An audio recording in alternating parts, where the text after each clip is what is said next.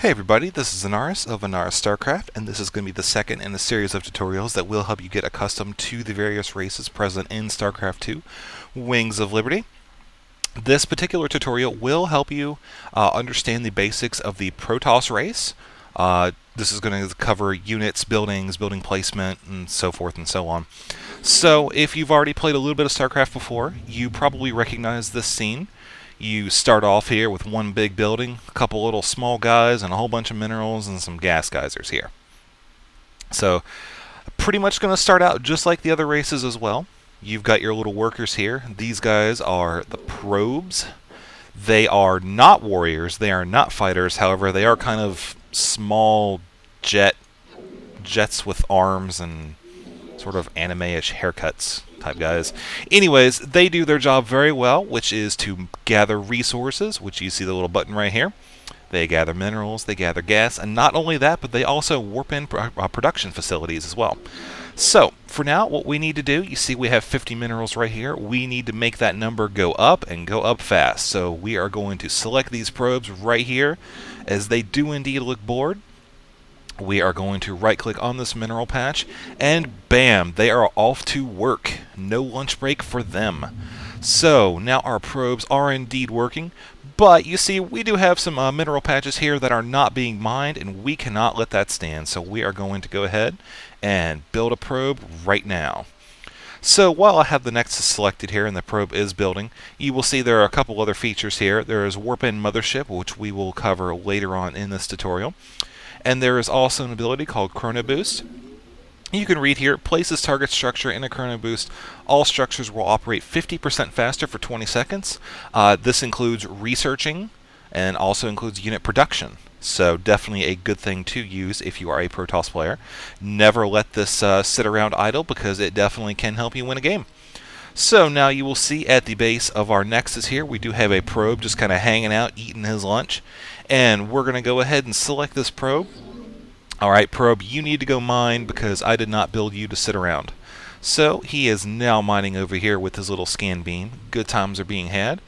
You'll see that we are sitting at 7 out of 10 food. That means that we have currently 7 units worth of food, so we got 7 probes, out of a potential 10. So, what we want to do is we want to go ahead and make a couple more units here. Now you'll notice when I built that first probe, he just kind of hung out here, reading a comic book or something. I don't know what he was doing, but it was not working, and that's not a good thing, as you do not want workers sitting around in StarCraft 2. So a way to make sure that whenever you build a worker, that it starts to work automatically, Blizzard actually put in a feature called Rally Points. And if you select the Nexus, and you see this button over here on the far right, Set Rally Point, what this does is if you click this button right here, left clicking, and then you left click on a mineral patch, you'll see that an arrow appears and leads toward the mineral patch. So good times are had, because now I'm going to go ahead and build a probe, and when this probe is finished building, you will see that it does go ahead and start mining automatically, which we will hopefully see in 3, 2, 1, and bam. Alright, go team! Our economy is smoking now. Not really, we need like 3 times the probes, but that's okay, because we will get to that point in this tutorial. So I'm going to go ahead and make one more probe here, and while that is building, I'm going to go ahead and select this probe right here, and take him out of the mineral line, and you'll see that he is hanging out just kind of north of my base a little bit. You'll see that he does have two buttons here, Warp In Structures and Warp In Advanced Structure. Pretty self-explanatory. This is going to cover your basic structures. You see Nexus here, we've already got one of those. That's for collecting resources. Assimilator, this is for collecting gas. Now this is a pylon, and this is going to provide food for your army, so to speak. It will increase this number right here. So I'm going to go ahead and put this down, because without these, you will only be able to build 10 supply worth of units, and I can guarantee you, most likely, you will not be able to win the game with probes alone, as they are not quite that mighty. So, close but not quite. This pylon is going to go ahead and finish building, and you can see it here. And when I click it, you'll see that there is a giant circle with electricity sort of pulsing from the center of it. This is the power field. the Protoss require you to build most of their structures within this circle. So, going to go ahead and do that. Select basic structure, and you'll see that we do have two buildings here. One is a gateway, warp in Protoss ground units, which we will be doing in just a minute. This one also contains weapon and armor upgrades for the ground units and shield upgrades for all the Protoss units. So for now, we do not have any units, and we need to rectify that, so we're going to go ahead and build a gateway. Left click on that, and you'll see that I'm able to put it anywhere in this power field, except for on top of the pylon. Of course, you see it turns to red there. And if I move it out here, you see that the gateway does turn to red as well. So, got to put it back in. And of course, if you're running out of space, you can always kind of put it on the edge here. It does the entire building does not have to be within the field, but you want to have at least a majority of it in it, or else you will not be able to load it. So for now, I'm going to go ahead and put this right here, and this will continue to warp in. I'm going to go ahead and tell my probe to go ahead and build another pylon. Over here, the fields will overlap a little bit, but that's okay. It doesn't really affect anything. So, you will see over here, while those, I'm going to go ahead and let those build here and go over to my my Nexus for a minute. We still have, a mineral patch that isn't being mined off of. Generally, you're going to want to have about 2.5, 3 probes for every mineral patch here. I've seen some people argue about that, but, generally speaking, you're going to want about 20 to 25 probes. Of course, you'll make more if you want to send them off to an expansion. I'm just going to cover that because I know people will bring it up, but for now, we're just going to go with this. So I'm going to go ahead and build a couple more probes here. And I will go ahead and actually show you the Chrono Boost feature. You see how they're building, kind of slowish. But we'll click Chrono Boost, left click, and then we'll click the building. Bam!